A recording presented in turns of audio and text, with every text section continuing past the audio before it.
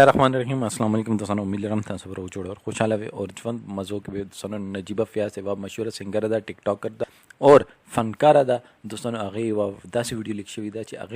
هغې خپل فن اظهار ډېر مختلف انداز کې کړی دی که تاسو د خبر باندې ځان خبرول غواړئ چې د ویډیو کې آخر داسې څه چیز دی نو موږ چینل مخه سبسکرایب کړئ ټیلی نشان دسه وایي چې موږ راتلونکي معلوماتي ویډیو تاسو ته اسانۍ سره ملاوي شي دوستانو نجیبه فیاض یوه ویډیو دې ټیم کې سوشل میډیا باندې ډېره زیاته وایرل ده چې هغې